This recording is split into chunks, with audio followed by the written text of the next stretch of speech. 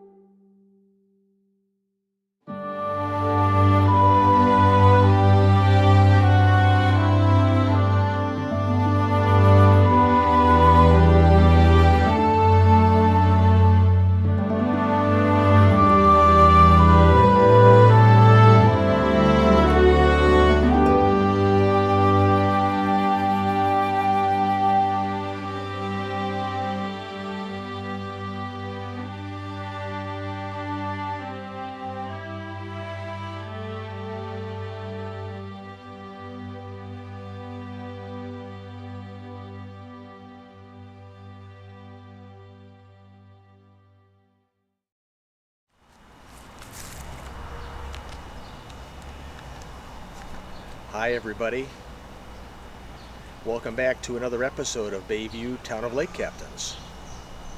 Now I've been filming over here under the trees. The light is kind of off for me here, so I'm taking off my hat so that you can actually see my face.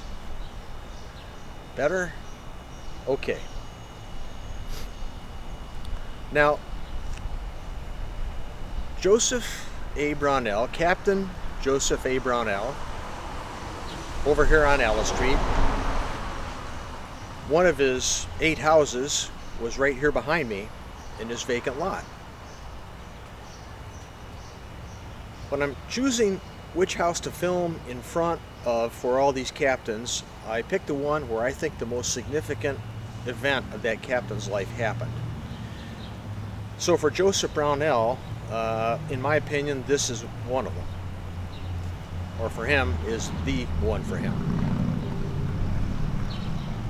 Joseph Brownell is one of the Brownell brothers, one of 8 sets of different brothers in Bayview history.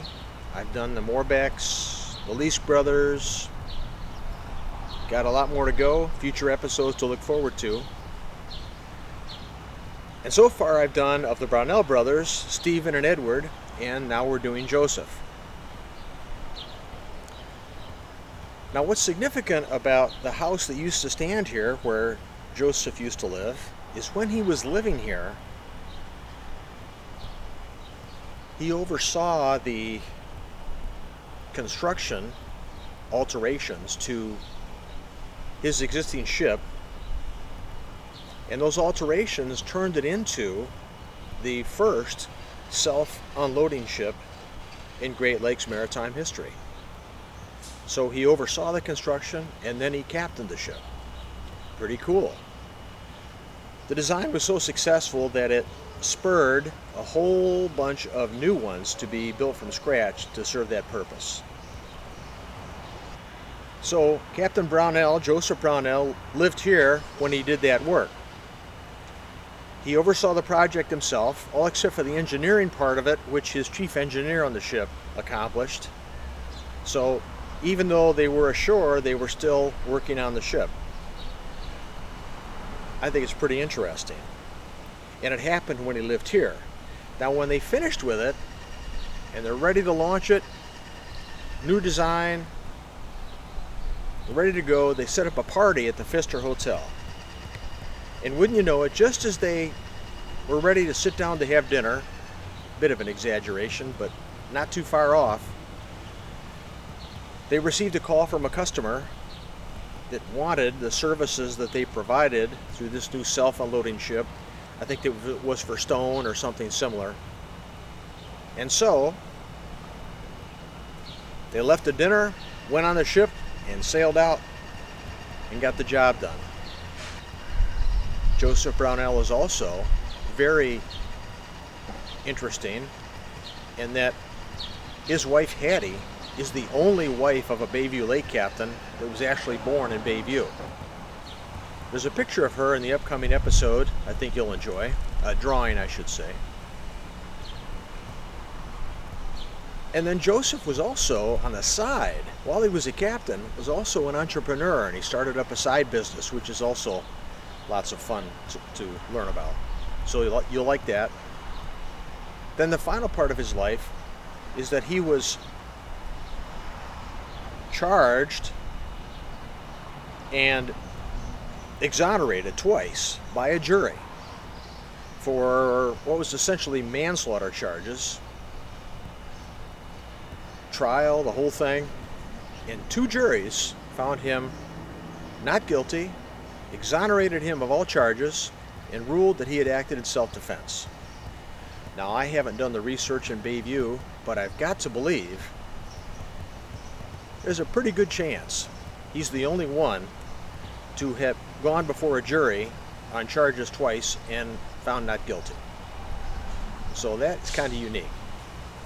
There is one thing also that I've neglected to do, and I want to call attention to it right now, and that is that on these houses, when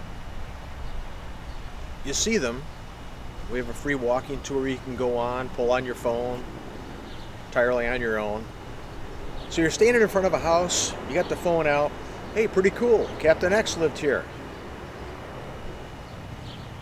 But when you go to the website, I have all of the sailing adventures that that captain had in that house while he lived there.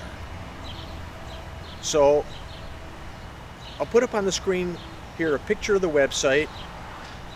Go up in the upper left corner, Sailing Adventures. I guess it's a blog.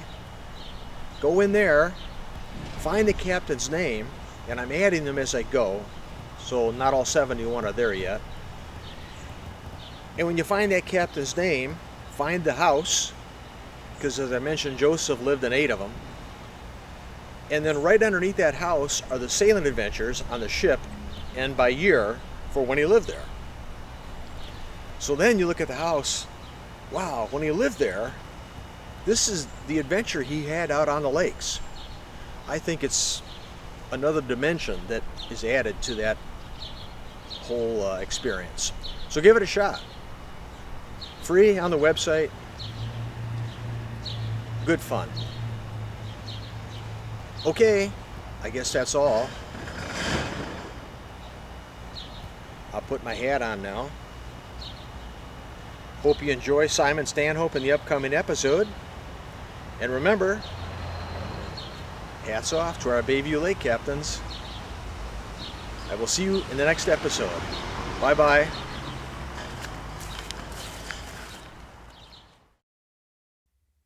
Welcome to another installment of Bayview, Town of Lake Captains, where we discuss the lives of the 71 different lake captains that once lived in Bayview, Wisconsin, during the late 19th and early 20th centuries, in the age of sail and steam. This discussion will include their ships, their homes, their families, and their lifetime of sailing adventures on the Great Lakes.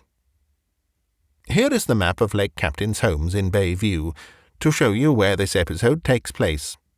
Its location focuses primarily on the large green arrow.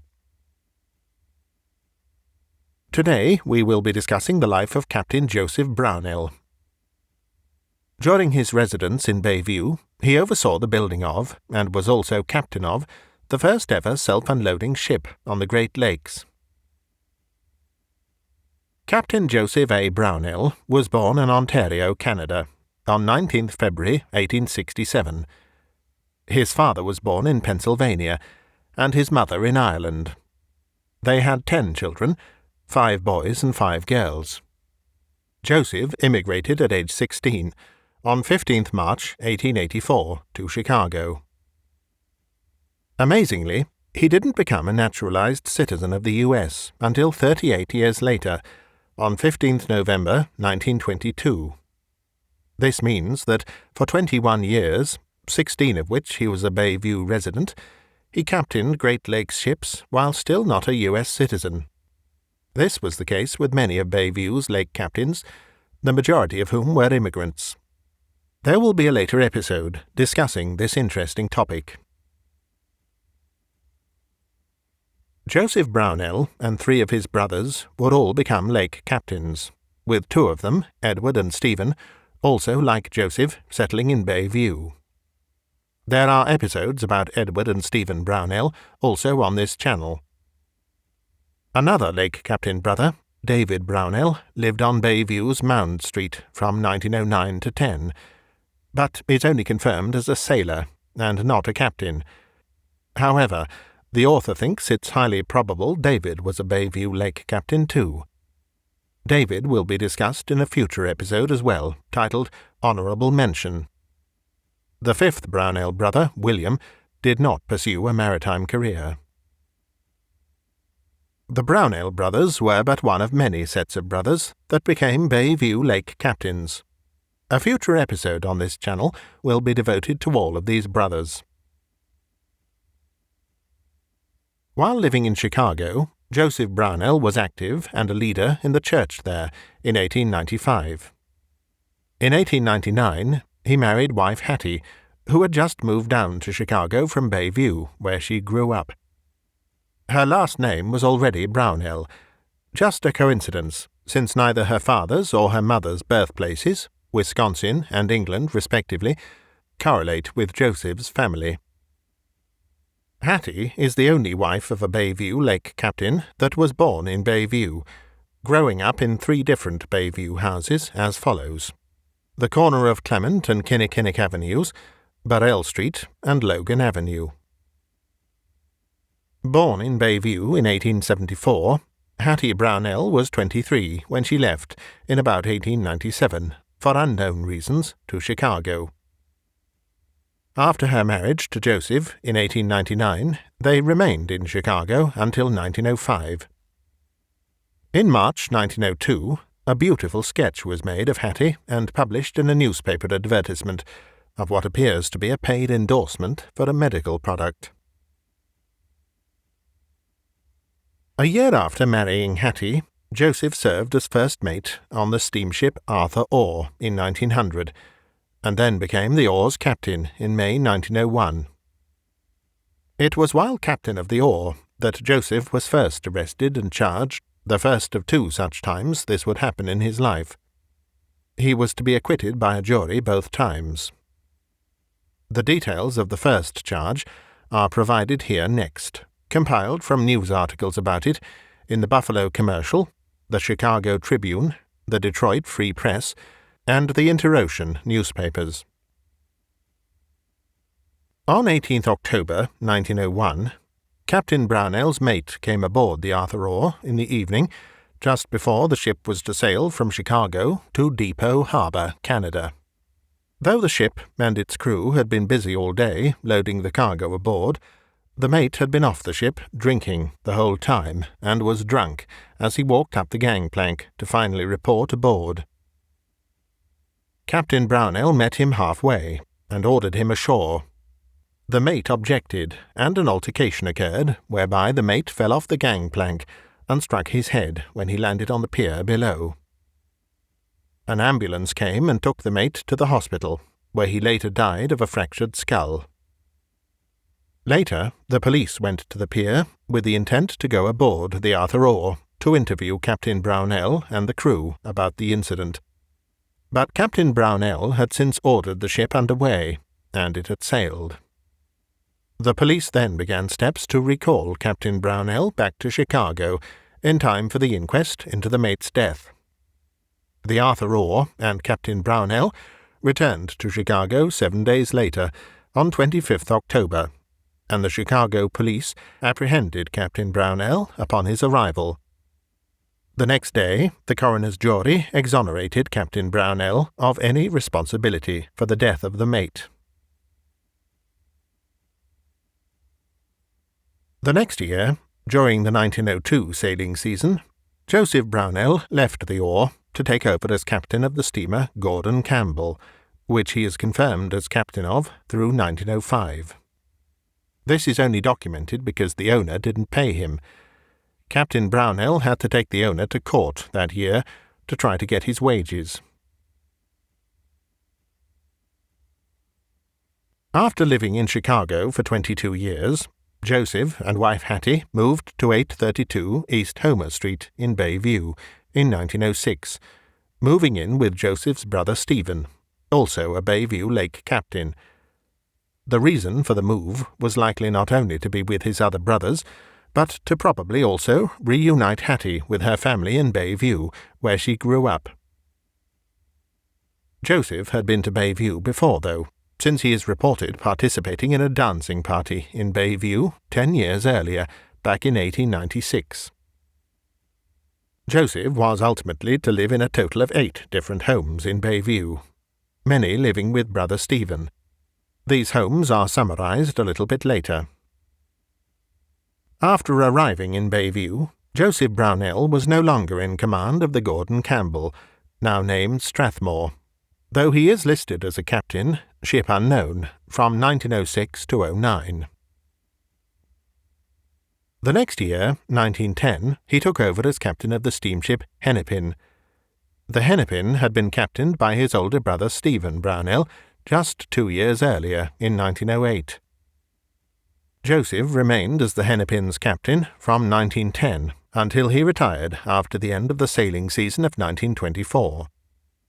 But that first year as captain, and while living in Bayview at 447 East Lincoln Avenue, Joseph encountered a huge storm as he approached the Wisconsin coast. The Sheboygan Press reported the incident, summarized as follows. On 23 August 1910, the Hennepin departed Muskegon, Michigan, for Sheboygan, Wisconsin, amidst a huge storm that the ship battled all night. The steering gear broke in the heavy seas as the Hennepin approached Sheboygan. Captain Joseph Brownell ordered distress signals launched, while shouting orders to the crew through a megaphone as they attempted to jury-rig a mock steering system for the rudder so they could get into port. That failed, and the ship drifted 5 miles back out into Lake Michigan. Having seen the distress signals, the U.S. Life-Saving Service launched its small rescue boat, its crew bravely rowing their oars through the huge waves to try to reach the Hennepin. The local tug Peter Rice was also contacted by the U.S. Life-Saving Service about the Hennepin's distress flares, and it promptly got underway to head out into the storm as well to try to rescue the Hennepin. The Rice succeeded in getting a line out to the ship in the raging gale, and was able to tow the ship back into port at Sheboygan, its crew and cargo safe. 5 years later, in 1915, the Hennepin became one of the Great Lakes' truly historic vessels during Joseph Brownell's tenure as captain from 1910 to 24, while he was living at 2225 South Alice Street. It was completely rebuilt into a new type of ship, and Captain Brownell oversaw all of the reconstruction. Near the end of June 1915, the Hennepin was completely rebuilt into a, quote, double-decker, unquote, stone carrier for an astonishing $40,000, the equivalent of $1 million in 2017, spending 3 months in dry dock in Milwaukee. It was to be the first ever self-unloading ship on the Great Lakes. Captain Brownell directed all the reconstruction work for the ship, except for medical portions, which his engineer supervised. A big relaunching party for the almost brand-new ship was planned for the Pfister Hotel in downtown Milwaukee, but was cancelled at the last minute upon receipt of a rush order for stone, so the ship instead immediately got under way. Some notable quotes in the news article included that it was, quote, the largest rebuilding job by local shipyards in many years, unquote, and that, quote, more new timber has gone into it than any other ship in Milwaukee for the last 25 years, unquote. As previously mentioned, Joseph and Hattie Brownell would live in a total of 8 different homes in Bayview over 18 years, from 1906 through 1924, while he was a lake captain of 2 different ships. Several of these homes he would share with brothers Stephen, David, and their families. These residences are listed here next, as follows. 832 East Homer Street, 1906. Captain, ship unknown, living with brother Stephen. 2115 East Rusk Avenue, 1907. Captain, ship unknown. 2254 South Alice Street, 1908. Captain, ship unknown, living with brother Stephen. 2255 South Mound Street, 1908-09. Captain, ship unknown, living with brother Stephen. 447 East Lincoln Avenue, 1909-11. Captain of the Hennepin, starting in 1910, living with younger brothers Stephen and David. Interestingly, while living here, Joseph, wife Hattie, and their then 2 children shared the front of the probable duplex at 447 East Lincoln Avenue with his brother and fellow lake captain Stephen Brownell and his wife and their 4 children, making 10 people total in the space, which was not unusual for the time. 2872 South Delaware Avenue, 1912-14. Captain of the Hennepin, living with brother Stephen. 2225 South Alice Street, 1915 to May 1920. Captain of the Hennepin. 324 East Wilson Street, June 1920 to 1924. Captain of the Hennepin.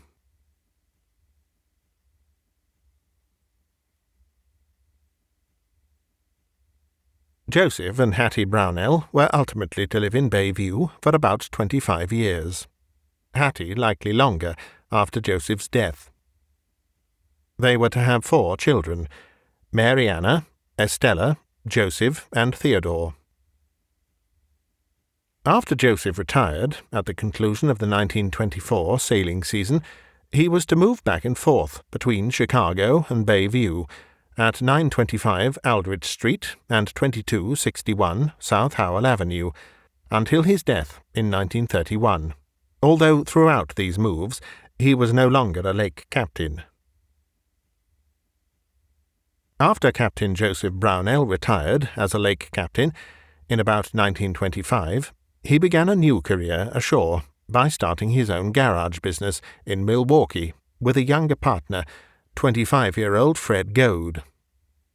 But on 23 September 1928, Goad lay dying in the hospital emergency room from a knife wound in his back that punctured his right lung and caused much bleeding. News reports in the Warsaw Daily Herald and the Oshkosh Northwestern provide the details, summarized here as follows. Goad said that Joseph Brownell stabbed him in the back at work, then fled the scene. Goad later died. Police began an immediate search for Captain Brownell, who was apprehended and charged with, quote, intent to kill and murder, unquote.